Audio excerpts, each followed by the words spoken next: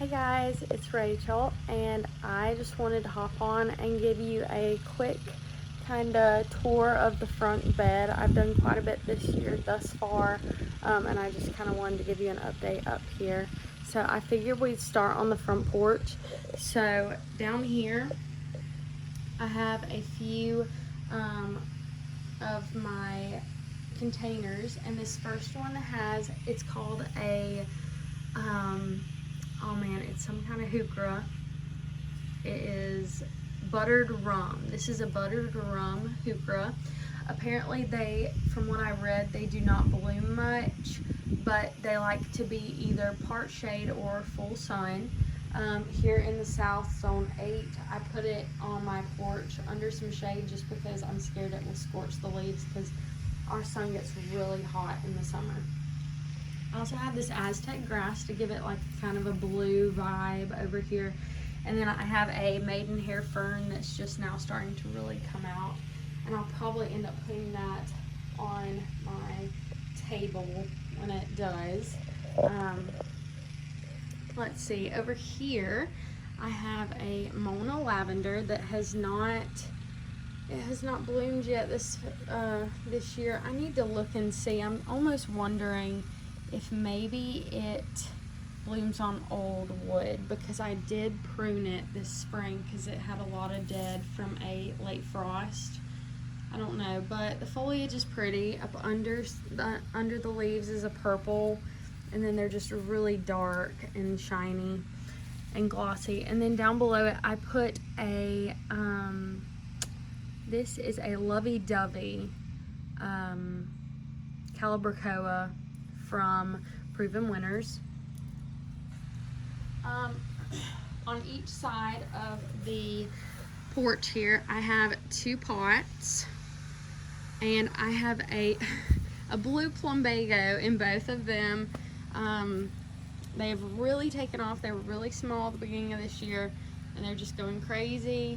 I know this year is probably the only year that I'll be able to keep them in here because they get really big. But I just wanted some really good blue color up here to contrast all the colors. Like, I have a lot of greens, and I really wanted to throw some blues in there, so I put those up there. I also have 2 asparagus ferns in some pots on the porch, and then at the end over here, and I have this on each end of the garden. This is something I bought new this year. This is a Panama Red Hibiscus. It grows 4 foot by 4 foot, and from what I have read, they do not bloom much, and if they do bloom, they're big dinner plate red hibiscus, blooms, but they're mainly grown for their foliage, which is a beautiful maroon, almost purple color. So it's a really pretty contrast, especially with these sunshine ligustrums that I have right beside it here. I also planted a few, there's a few dahlias in between each of the sunshine ligustrums.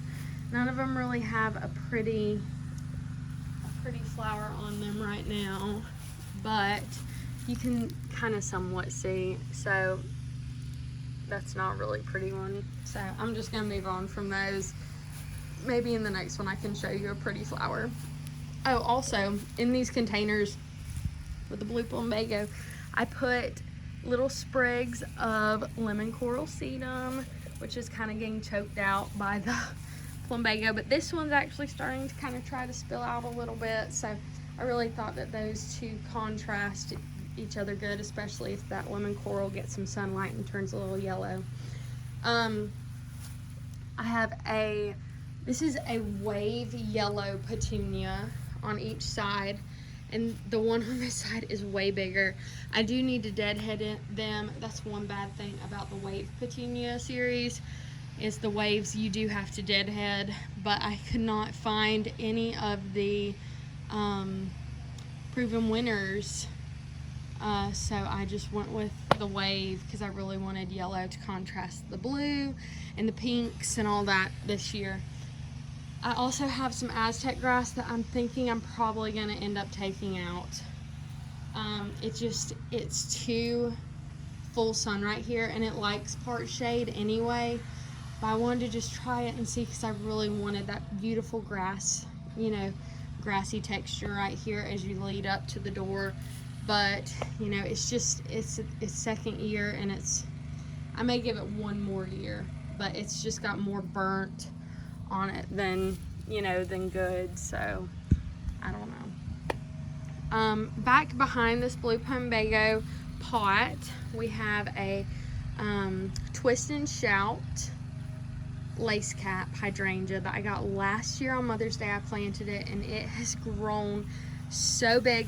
It gets 3 foot wide by 5 foot tall. So, and it is just the most gorgeous pink purple color. Oh, I just love that. This is like one of my favorite hydrangeas, along with limelights, of course. I have Veronicas that I kind of planted in, just kind of dispersed back here, that I'll show you as we go along. And then I also have a sun hosta right here, and some society garlics right there and over there. But this Veronica, it's some blue Veronica, I don't remember, I think it's a Monrovia maybe, but it's just so pretty. And let me tell you, the bees love Veronica. I have learned something with society garlic. I mean, I knew it was garlic, it has it in its name and everything, but I went to cut it one time. Never cut the old, like, deadhead society garlic without gloves, because the smell, it takes a really long time to get out of your hands. So I will not do that again. But it puts off these really pretty, just dainty little blooms here off of the tall sprigs. So I mean, I like it a lot, and it gives like a grassy textured interest. But never cut it without, and it smells really bad for a while in that area after you cut it too, so just keep that in mind. This is a Limelight Hydrangea that I'm going to have to move. I know I am, because they get so big. They can get 8 foot tall by 10 foot wide in our area, from what they are known to get, so I'm gonna have to move it. I also have one over on that side over there that I'm gonna have to move as well, but I'm just I'm waiting till next year, and then I think I'm gonna plant on that side. I think I'm gonna do a couple Bobo hydrangeas and expand this bed and make it more, like, widen it and make it more whimsical on the edging, give it more interest, and then plant 2 more Bobos over here to kind of make a little symmetrical cohesion there. In front of this fountain here, I have 2 of the peach drift roses. Now these drift roses, y'all, are amazing. Like, they're kind of in between blooming at the moment, but they are just the most electric pink for some of the blooms. Like, these are so electric. But then you have this one that's like the most dainty pink peach color, and I love the variety of colors, and they show up. This one's kind of going out of bloom, but they show up in these giant bouquets of flowers, and I love them. Love them, love them. They're doing so good this year. So I actually don't even really want to show you this fountain, because I've been doing clinicals for my degree that I am going into, that I'll be graduating with next May, and I completely forgot my planter. So all of this is it's watered by sprinkler multiple times a week, so it doesn't have any problems, except for this that I planted up this year for the first time, and I completely forgot it from like Monday to Thursday. And so my lantana, this is just a purple lantana that I got, or no, this is verbena, I'm sorry, this is a purple verbena that I got. And then I have one up here, but it's looking so sad. I think, honestly, I'm thinking I'm gonna remove it from here and put it in the landscape where it can get watered regularly, just because I just don't have the time right now to do so. And because I really want to keep these, I just, whenever I'm doing clinicals, it's kind of hard to remember to come out and water them when I get home at like 8 o'clock at night. This is another lovey dovey that also needs to, I'll probably pot this in, plop this in a pot on my back porch. And then I have some double, well actually this one over here is prettier. I have some double petunias here that I got for literally $1. I got 3 of them for $1. One of them is red. It was supposed to be pink. That was red, so whatever. But yes, I love these. I would never have thought those were petunias. And then I have some lemon coral sedum. So in our area, lemon coral sedum literally, it's a little bit invasive. Like it just kind of spreads. So I had a bunch of it coming up from one plant last year, and so I plopped some little sprigs in right there. I popped some in right here, and another one, oh yeah, on the back side over here. This one's kind of hiding it. So I have those. This is actually some of the alyssum that I planted from seed. I started from seed back a while back. I'll show you, I'll post the video down below in the description box of where I planted those. But it's doing really good, other than, you know, just neglect from not watering them. Thank goodness for sprinklers. And then this is another one of the wave petunias. I wanted to kind of carry out, which I need to deadhead it as well, but I wanted to just carry out that yellow color throughout the whole. It was kind of like my color for the year was yellow for annuals. I have another sun hosta back here behind the thing with some more Veronica, so it's just kind of like Veronica drifted throughout. And then a society garlic, a couple of, oh man, I can never remember the name of this kind of lavender. Oh man, that's a lavender though. It has little tufts. It's going out of bloom, obviously. Actually it's been out of bloom. It needs to be deadheaded, but it's got these little tufts on the top. And then right above it we have some beautiful peach gladiolas that I got from my mom.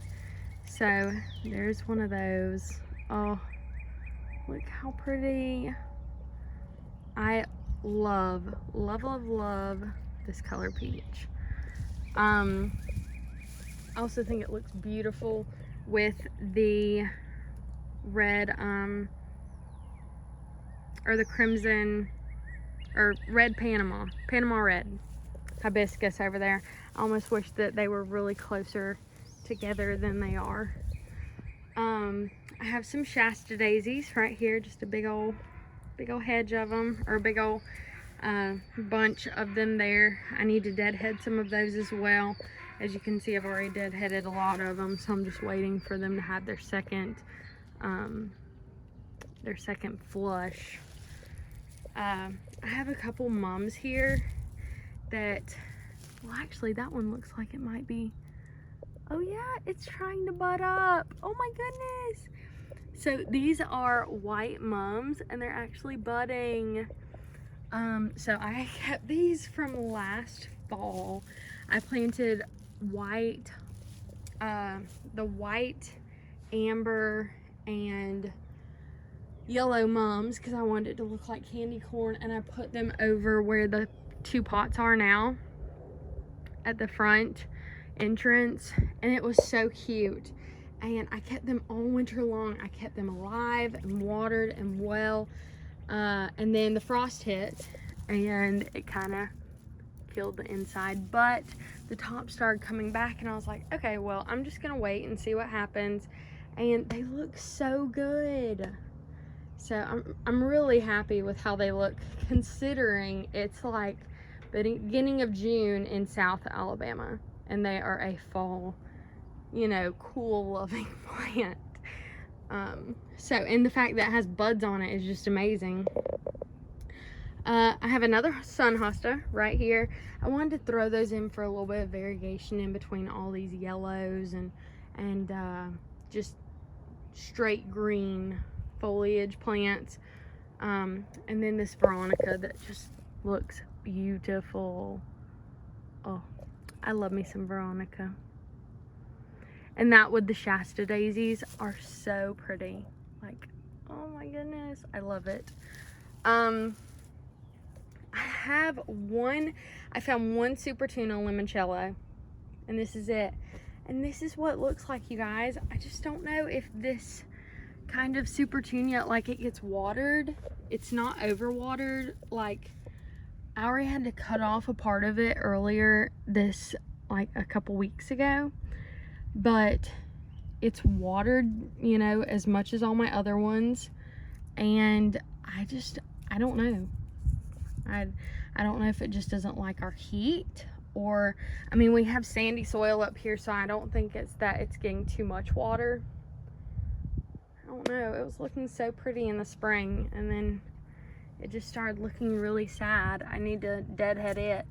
I have not noticed, like, that it deadheads itself. I have noticed it does not set seeds like the Wave.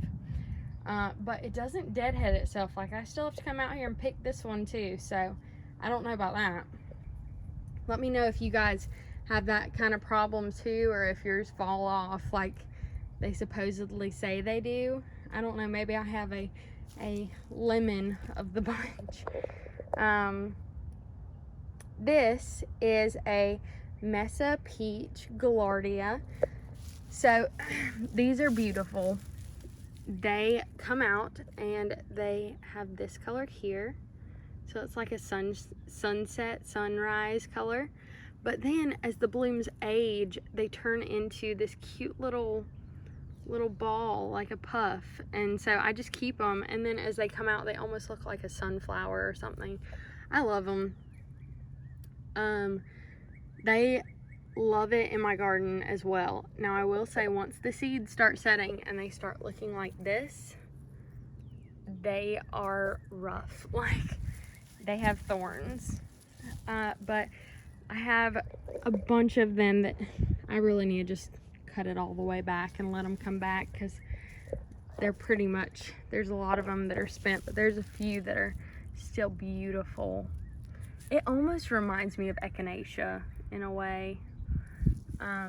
But I planted 3 of them, so 1, 2, 3, and they've just kind of grown together. So I'm thinking I'm probably gonna like split them and move them towards, like, throughout the garden bed next year, because I really love this color and it really pops from the road, and just it really is bright. So I think I want to just kind of make it symmetrical on both sides of the garden bed and kind of spread it throughout the bed here. Back here we have a light pink, well, it's really a hot pink, knockout rose. Look at that. Oh, this is one of my favorite roses that I have. And it with that crimson red, y'all, it is just so beautiful, that contrast. And then this as well, this is a steel blue Angelonia from Proven Winners, and look at the contrast there with the red. I love it. Love it, love it, love it. So, and I love the contrast with the pink too. Like, I just love this whole area over here right now. It's so beautiful. So, there's those little trio of things there. And then over here we have a yellow. It's a very light yellow knockout rose, and then as it comes out, they're very bright yellow, but it's typically first thing in the morning when they are brand new that they'll be bright yellow, and then like the edges fade to white, and the center will still have a little bit of a yellow tinge to it. But I think it's pretty, especially with the Gaillardia down here. This orange and then the yellow is a pretty contrast colors. So there's those colors there. And I really love all these colors. I want them spread throughout the garden, especially if I would have done the Panama Red Hibiscus there along, like close to that peach gladiola. Oh, beautiful. I have some, well, there's a few weeds too. There's a weed, but these are phlox. That is not a phlox, but this is a phlox, and that's a phlox, and they are a mixed peach seed that I planted. I'm just kind of waiting for them to come up, like, and bloom.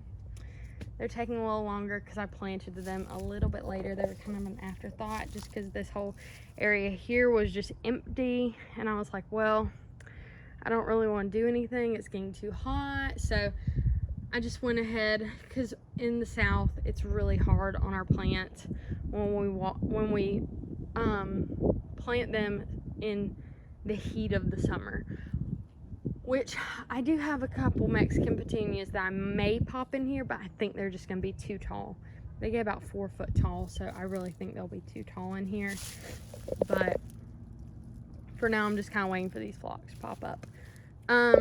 These are my beloved snapdragons that I have overwintered, and they have actually overwintered 2 years. So this upcoming January, they will be 2 years old, and they just look amazing. Like, they are so happy. And so in the winter, I put them in my garage and keep them over the winter. I don't water them much, and then I keep them closest to the house wall, not the outside wall. And then in the spring, I come out, I cut them really, really hard back, and they bloom. They bring out their first flush of blooms. And that's typically when they bring out the biggest, longest bloom stems, because they love the cold. And then as it gets warmer and they are done with their first bloom, I'll cut them back really hard again, and they'll bring out more and more and more, and they just get more and more full each cut. And I just love them. I want to do this with some yellow ones. I think this next spring I'm going to put yellow snapdragons over at the where those petunias are. I think that'll be really pretty mixed with these orange ones. So right here we have and it's grown pretty big. We have this is a oleander on standard. So it blooms a really bright pink. I'm not 100% sure if it does not bloom on old growth only, because like I said, we had a late frost. It was a hard freeze, and it killed a lot of our plants that were coming out, and it just made me so sad. And so it killed, like, this was already setting buds, and it killed all the buds. It killed the stems back, so I had to come in and cut it back really hard, which it has put on a lot. I mean, if you can see from here, this is where I cut back to, right here. Oh, hold on, let me get it to, there we go. Cut it back to right there, and it has grown all this new growth, but sadly it has not had any blooms this year, but I know it'll bloom next year, so that's okay. The foliage is still really pretty. So, and it's getting really full. I'd say standing up next to it, it's probably about 5'5". So it says it can grow about 10 foot, so we're about halfway, a little over halfway there. But it's looking really, really good, and it's filling out and getting more full. So I've really enjoyed it. I have some just plain lavender here that are not loving all the rain that we've been getting. We don't typically get much rain in the summer, or I know it's not technically summer yet, but it's hot enough to be called summer. But we typically don't see a lot of rain. But this year, for some reason, we have gotten so much rain. But luckily it does have some new growth coming out from all the yellow. So I think it's gonna do okay. But I lost all my lavender last year because we had a random really rainy summer again. So I don't know. It may be one of my last years doing lavender. I love it. Love the smell. Keeps mosquitoes, snakes, fleas. It keeps all those things away. But if it's gonna die and look like that every year, I mean, it just doesn't look good whenever it's really yellow like that. So I don't know. In the center here we have a pugster pink butterfly bush, which I love. I did transplant it this spring, so it's kind of on the smaller side. I planted it for the first time last year, like last summer, maybe fall, something like that. But I did have to cut some roots during transplant, so it kind of got a little sad on me, but it's got the beautiful pink blooms there. And I'm thinking next year I'm probably gonna keep it right where it's at, so hopefully next year it'll take on more, you know, more growth there and fill out more. I think I'm gonna go ahead and bring you guys over to the side garden. Just ignore the fact that it's not pine strawed. I have not pine strawed it this year, and I really need to move this hose here. Okay, so this is that other alyssum I was telling you about that was from seed. So all of this alyssum is from seed. It is still kind of patchy, but you can see all down the way. I just wanted to have like a big swoop of alyssum. This is one of the ones that are the mixed colors. So it's got some purple and white among the other colors. And then we have a whole bunch of the lily of the Niles that are just about to bloom. And actually there's one right there blooming. So here's one blooming here. It's like a blue with white. And then at the end we have 4 sun hostas here that are, they get more shade than the others, so they're a lot bigger. They get 4 foot by 4 foot, or 2 foot tall, 4 foot wide. And also a Limelight Hydrangea there. But I hope you guys enjoyed this video. Hopefully next tour it will be a lot more clean and, you know, deadheaded and happy. But we just had an overcast day and I figured I'd take advantage of it. I hope to see you in the next one. Bye.